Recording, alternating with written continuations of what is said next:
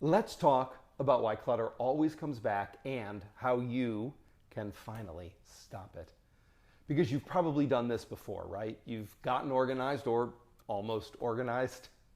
You've committed a whole weekend to the process, and maybe you've even enlisted friends or family. You've pulled together a bunch of bags to donate. Maybe you've cleared all of your counters. You've made the bed. You've gathered up all the old magazines, catalogs, and junk mail. And likely you felt relieved and like you'd really finally done something. And of course you had. It's just that feeling of finality, that is what was misplaced. Because a few weeks later, and sometimes sadly even faster than that, it seems like it's all back, right? Like the Terminator, but not the friendly one from Terminator 2. It's that angry one from the original.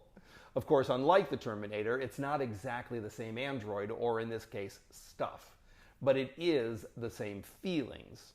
A feeling of being overwhelmed, confused, frustrated, exhausted, sometimes enraged, sometimes demoralized. How did you end up with the same piles in the same spots? It's an excellent question. It's actually one of the most important questions because it reveals something very specific. And that is that you're asking the wrong question. Because what's layered directly beneath that question is the actual question, which is what is wrong with me? Surprise. There's nothing wrong with you. You are not lazy, stupid, broken, damaged, defective, undisciplined, or somehow uniquely bad at this. You are not failing at organization because organizing isn't really what you've been doing. You have been solving the wrong problem. And this is the mistake almost everyone makes. Most people treat clutter like a mess to be cleaned up. So they clean it up. But life keeps happening. Mail keeps coming in. Groceries keep coming in and get dropped off in the kitchen.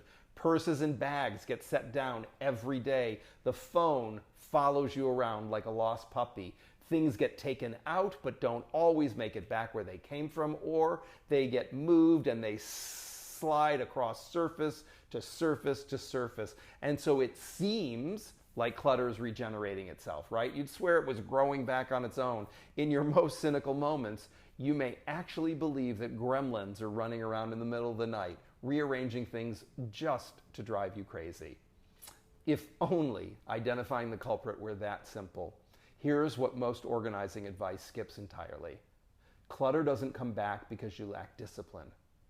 It comes back because you never had a system for staying organized in the first place. So cleaning or tidying up, thanks Marie, without a system to stay organized on the other side is like bailing out a boat without finding the source of the leak. You'll be bailing forever. Although a side result will be your socks will look great in your dresser drawer. So this is mistake number one. Containerizing before deciding. After 30 plus years of doing this work, this is one of the biggest and most common mistakes I see people making. Pretty containers, right? They're pretty. They are. You will get no argument from me there. Everybody loves a pretty container. The problem is most people rush out and buy containers before they know what they're keeping or storing in those containers. Or they label shelves before they've defined categories or assigned homes to categories of stuff. They rearrange their furniture before they've figured out what the room is actually going to be used for. All of these choices couldn't be more backward. Putting things into containers before you've made any decisions about what stays and what goes might feel satisfying when you snap the lid on, but all you've basically done is relocate clutter with the addition now of a fancy container. It looks pretty. It might even feel like you've done something, been productive, but it doesn't reduce the friction. It doesn't stop clutter from coming back because the decisions that created the clutter in the first place were still never made. The only decisions you've actually made were what container to put something in and what you wanted to call it when you printed out the label. Remember, the first decision is always what's important to you. What are you doing? What do you need to to have on hand to complete the particular task or activity. We always need those answers before we start sorting like with like. So you don't need to be concerned yet with what you're going to keep or toss at the very beginning. It's just, what am I doing? Then you sort like with like. So all the pens go together, all the extension cords go together, all the sweaters go together. Once you can see everything in its category all at once, the keep or toss decisions get a lot easier to make, and you can make them a lot faster. Mistake number 2 are designing systems that only work on your best day. If your organizing system only works when the moon is in the 7th house and Jupiter aligns with Mars, or when you're rested, motivated, and uninterrupted, it's not a system, or it's not a reliable system. It's a wobbly system at best. You could think of it as the Weeble of systems. But more often than not, it's not even that. It's just a ghost or a fantasy of a system. Good systems not only anticipate real life, they are flexible enough to meet it. That includes busy days, low energy days, and the days when simply not making more clutter is the win. Bad systems demand perfection and collapse the first time anything less than optimal shows up. So if putting something away requires 3 steps, a label you have to remember, and a decision about where exactly it goes, it's not going to end up where it belongs. It's going to probably end up sitting on the counter, and then you'll just deal with it later. Mistake number 3 is treating organizing as a one-time event. So let's go back to that sinking ship in the bailing water, right? You don't just get organized and then you're done, because life changes every single day. Your needs change all the time. So what worked for your space 2 years ago or 2 months ago might not work now because you don't work the way you did 2 years ago or 2 months ago. That doesn't make you irresponsible or stupid or fundamentally flawed. It makes you very, very human. And the only thing flawed here is the system that's not really a system. That's why clutter keeps coming back. Because somewhere, someone told you if you could just get organized once, it would automatically stay that way. I'm sorry. They might have meant well, but they lied to you. This is the order that actually works. You're going to start by making one decision, possibly with a few sub-decisions below that one. What do you need in your life right now? It's not a metaphor. It's not a figurative question. Meaning, what do you do all day? Do you still craft? Do you make art? Do you cook? Do you write? Do you crunch numbers, fix machines, build houses? Once you're clear on the kinds of things you do, then you'll have a working knowledge of the kinds of things you need around you. Once you're clear on that, then you just sort all those things like with like. You sort first before you contain anything, before you label anything, before you buy a single basket, and before you even let a single thing go. You want to decide what belongs together. What is this like? Like with like is the key, which is why it is one of the 3 legs of the organizational triangle. Once you have that sorted like with like, then you can decide what stays and goes based on the thing's use, beauty, and functionality. Once you know what's actually staying, the amount is almost always less than you thought. That's why you find a home for them second. Where will they all live? All those like things together. Each category of stuff has one home and only one home. That home is up to you and anyone you live with. So if you want the laundry soap in the guest bathroom, go for it. It's not where I want mine, but you can have yours wherever you want it. You want your books in the living room? Awesome. You want your keys on a hook in the front hall closet? Great. They don't need to live where similar things live in my home or your mom's home or your neighbor's home.